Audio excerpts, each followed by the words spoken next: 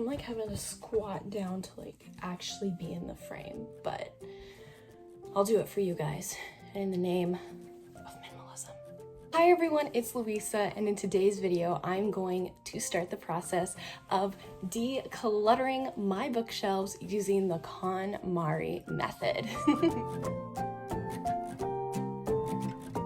This is part 7 of the Decluttering My Life series, and it's been more than a month since I have decluttered my life because I moved and things have been crazy, but my whole bookshelf of books is still at home and I still have access to my room at my parents' house. So the good news is I can still do the decluttering my life, and I can kind of do it in stages, so that's really nice. And we are ready to start books. So if you don't know what the KonMari method of decluttering is, it is Marie Kondo's method.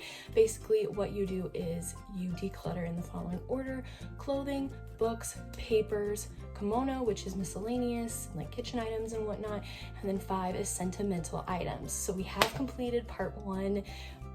Parts 1 through 6 of this have been clothing, so definitely be sure to check out my playlist of all my previous decluttering videos, which you can find up here. Past the gym short. I am using this comprehensive KonMari list, and I will have the link for this down below so you can use something as well. But what's interesting about books is that they have them in kind of genre categories, so like fiction, cookbooks, art magazines, nonfiction, photography, music, dictionaries, graphic novels, textbooks, travel, encyclopedias, comics, language, children's, and phone books. So they have it by genre. And here my bookshelf is organized a little bit differently. So you're only seeing 3 shelves. I do have 5. So I'll show you guys the bottom ones in a second. But this shelf is all the books I've read, nonfiction, and I have my Babysitter's Club books. Then on this one, I have all the nonfiction I haven't read, plus some Sims game guides. And then on the 3rd shelf, I have pretty much fiction I haven't read, books from my childhood, all that kind of stuff there. And then the bottom 2, I will just take this away. The bottom 2, this is just like new books or books I have really had no idea where to put. So that's what that second to bottom shelf is. And then the bottom shelf is all of my like dance related stuff and all my textbooks from college and whatnot, because I was a dance major. So got a lot of stuff on that bottom shelf. So as you can see, this is organized a little bit differently than on this list. So I'm excited to go by this list and see if I have a little bit of better success decluttering my bookshelf today and just figuring out what books to get rid of. Then I also brought the 4 books that I have at my new apartment. I've been reading this one for a while, and it's actually my mom's copy. It is The Life-Changing Magic of Tidying Up by Marie Kondo. I really hope to finish this soon. I'm just such a slow reader.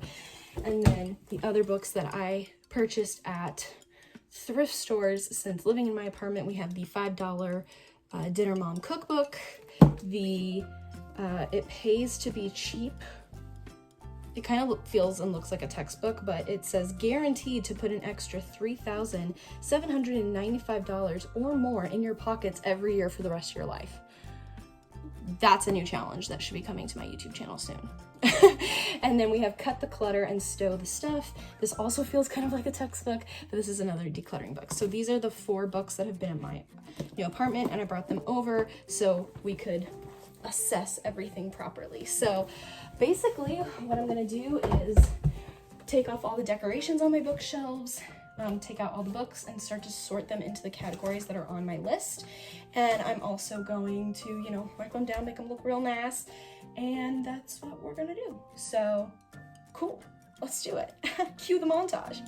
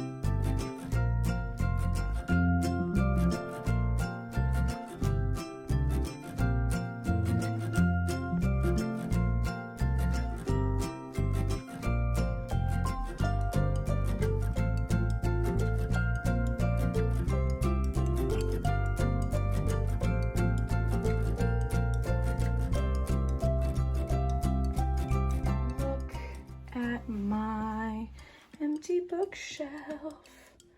Wow, it is a wasteland of no books. Here are all my piles of books. So here's the thing about my piles and whatnot. Those are not how many piles or how many genres there were on my checklist, but these were piles that I feel like work for me. So yeah, but we have a nice little thing so we can still walk in the room. There we go, we love that.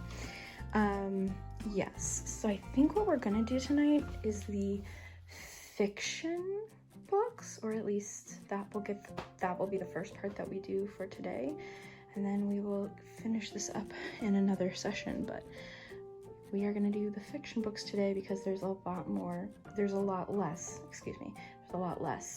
fiction books than nonfiction. So there we go. Alrighty, so now I'm going to sort through my fiction books.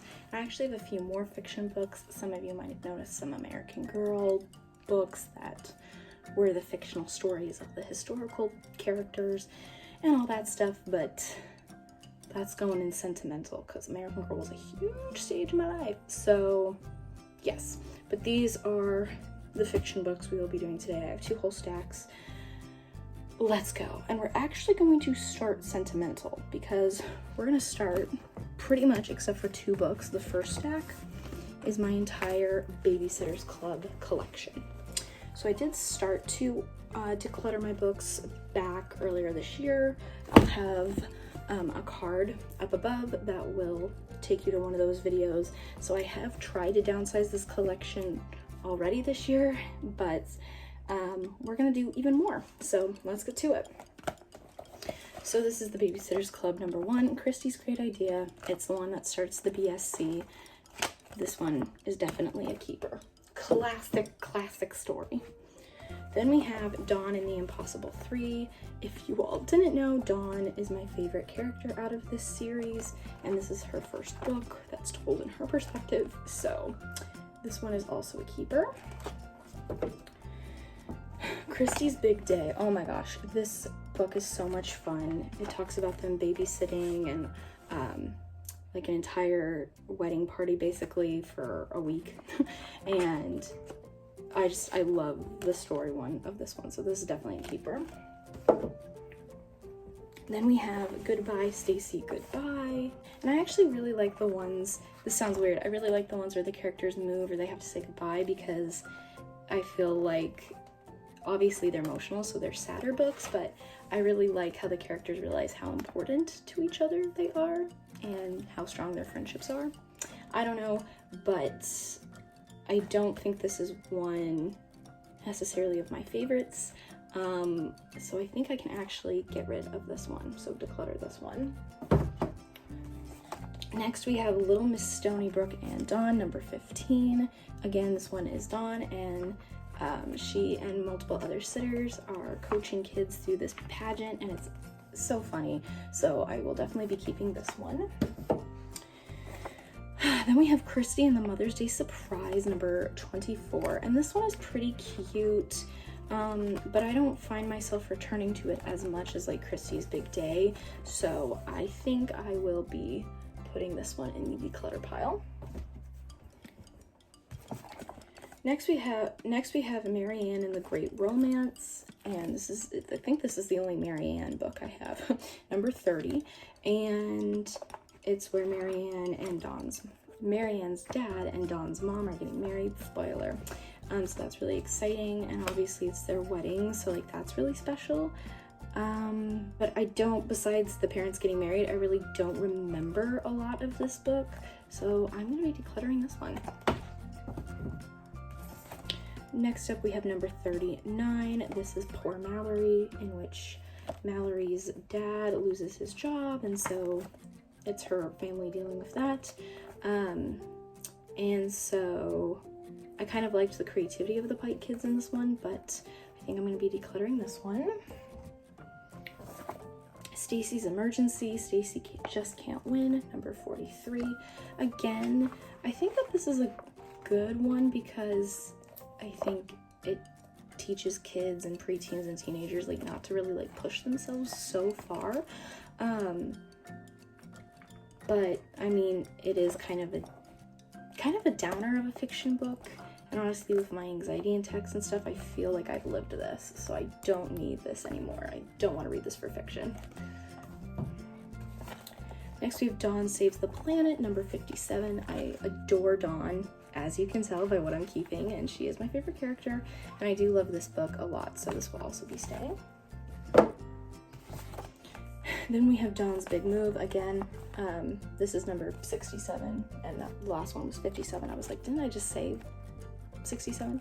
But anyways, this is Dawn's big move, and she decides to move back to California, and again, it's really emotional, and all the characters are like, oh, we love you, Dawn. But I think I'm going to declutter this one as well. So those are all the regular Babysitters Club books, and then we have the super specials. So here we go. My first super special that I have is Babysitter's Summer Vacation. It's super special number 2, and they actually did a little bit of this in season 1 of the Babysitters Club show on Netflix.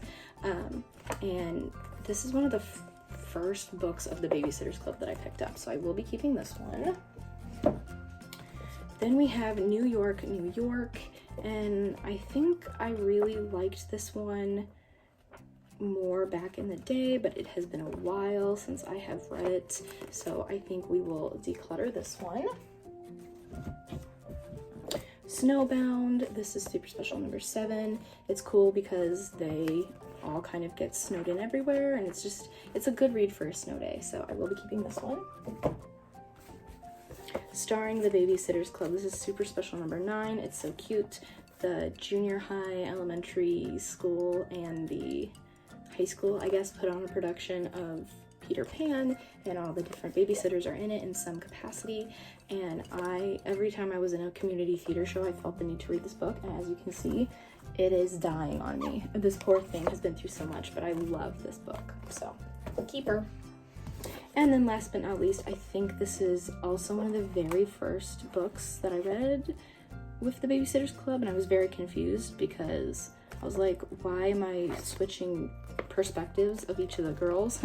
I hadn't read like a normal Babysitters Club book before, so I didn't realize like each book was from a different perspective, and the super specials were from like different chapters were from different perspectives. But this is so cool. I think 2 groups touring across the USA in 2 different RVs and having different experiences. I love this book, definitely being kept. So just within my Babysitters Club collection, I'm decluttering 1, 2, 3, 4, 5, 6, 7. 7 books already. Good start. Woo! Moving into fiction that is not the great work of Anne M. Martin. I was like about to say Anne and M. Martin. Like, what? Moving on to literature that is not of her doing. We have Struck by Lightning by Chris Colfer, and this was turned into a movie, and I did like the book, and I watched the movie, and I did like the movie, but I think because it's about a high school student whose main motivation is to go into journalism, I think it works as a book a lot better than it does as a movie. I just feel like it's easier to understand his thoughts, and it just works better as a book. But I do think that the movie is fine. Like, I'm not like, oh my god, Allison Janney's amazing, Chris himself is great, so I think I will keep this one around because I did enjoy it, and I maybe could see myself reading it again. I know that Dawn at the Minimal Mom, great minimalism channel on YouTube, you can check it out. I'll have a card up above, but she's like, don't do maybes, it's yes or a no. But I think, especially for books and in terms of fiction, if it's a maybe, I think I'm gonna keep it for now. I might regret that decision, and I might completely veto that decision in a second, but there you go. Okay, so this is Turtles All the Way Down by John Green, and I really liked this book because I like the viewpoint of the main character kind of having, I can't remember if she has OCD or what exactly she has, but having a mental illness. And that was just, at the time I read it, it was really, really helpful, and I really enjoyed that aspect of it. I still enjoy it.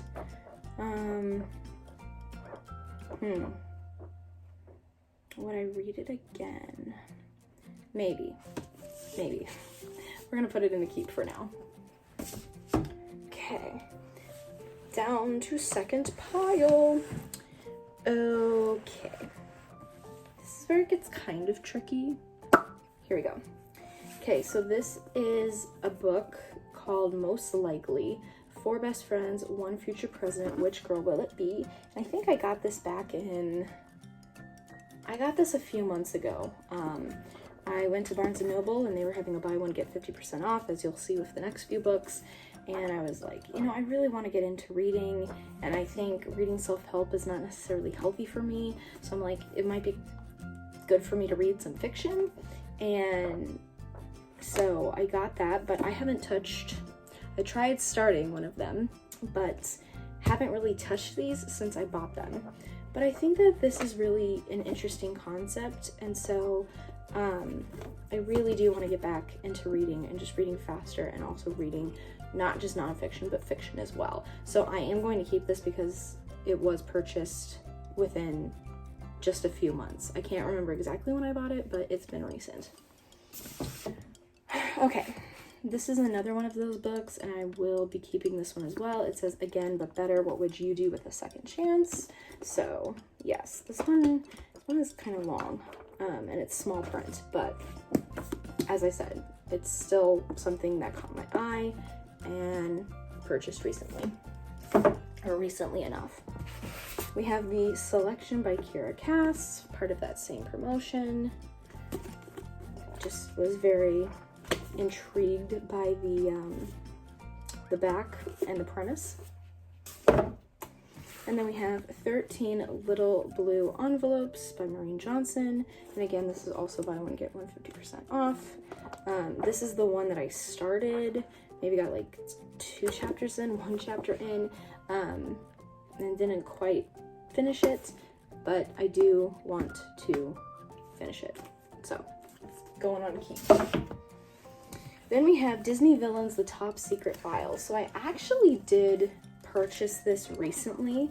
I found it on one of my antique store trips, and I just think it's a really cute, fun book. Like, not even like, I just think it's fun. It's one of those that like has like pullouts that's really fun. So like, this is like Lady Tremaine's profile, and it's like activities for Cinderella. It says Tuesday, and like it's this whole long list. Like, how fun is that? And so it just has these for the different villains, and there's some fun attachments in here. And so I'm kind of like, do I keep it here for my nieces and nephews to enjoy? Do I save it for a swap where I get a family and I send it to a family that might enjoy this? I'm not really sure. I just thought it was really fun and cute. So, but like, I don't know. Maybe I will leave it here and see if the kids touch it. Debatable. We'll talk. Okay. All right, next up we have Skinny Bones by Barbara Park, and Barbara Park is the author of Junie B. Jones, and so I thought she was really, really great author, and I did read this book and also thought it was hilarious, but also really sad as a kid. And anyways, so I've read it multiple times when I was a kid, but it's been years since I've read it, so I think it is time to pass it on. Surviving the Applewhites. I read this one time as a kid. I loved it, thought it was really brilliant, and I've been saying it's like, I said it was my favorite book for years. I've only read it once, and I don't think I'm ever going to pick it up again. So this will be decluttered as well. Friend's Guide to Adulting. Okay, so I totally bought this. I bought this at Target. It's 20% off. It's one of those things where it's like, oh, it's like based on the characters and it's like, you know, cute, like what would they do? But then it's also like part where you fill it out. So I'm kind of like, why did I buy this? Because it's like, what would Joey do? And it's like, what's on your mind? What would Joey do to solve the problem? I'm like, yeah, that's helpful. Like, I like Friends, but I don't necessarily think it's the best thing to follow advice of. I don't know. I think I'm going to be giving this one away. Dorothy Must Die. So I thought that the premise of this series was very interesting. But it's kind of a long book. At least for me. Some people like big books and they cannot lie. Big books intimidate me. Just being honest. Because I'm a slow reader. But I bought this. I found out about it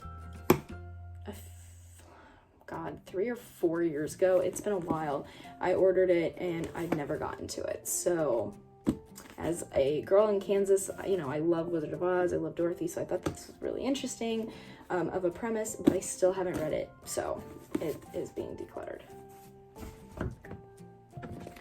And the last book that we have for today going through, it's called The Geek's Guide to Unrequited Love. And it was on clearance for $3, super buy at Half Price Books. And again, I got this a few years ago. Part of me is kind of like, I feel like I want to read this. Part of me is like, I want to read this and at least try it.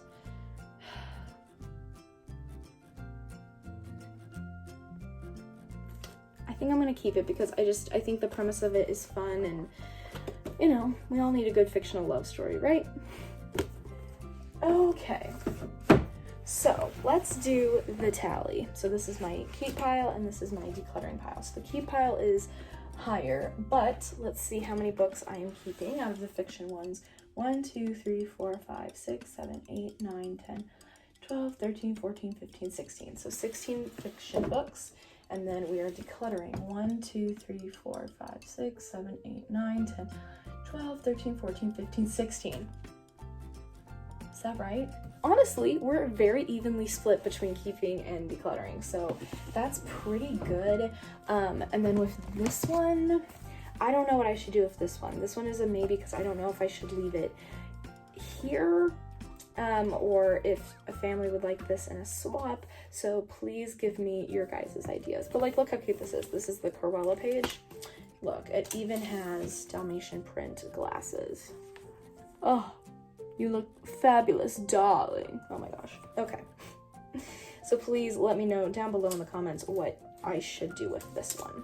I think it's cute and it's clever. I had to pick it up. It was only $4. I don't know. Help me. So all in all, great start to the decluttering of my life. And step 2 of the KonMari method. Books. Woot, woot, woot. Thank you all so much for watching. If you enjoyed this video, please give it a thumbs up. Comment down below. Were you surprised at any of the fiction books I decided to get rid of? Are you surprised by how many piles I have? Definitely let me know. And if you enjoyed this video, be sure to hit that red subscribe button and ring the bell to be notified every time I post a brand new video. I upload every Tuesday and Saturday. And if you want even more of me, you can find me on Instagram at louisa.ruby. Thank you all so much for watching, and I'll see you again soon with a brand new video. Bye!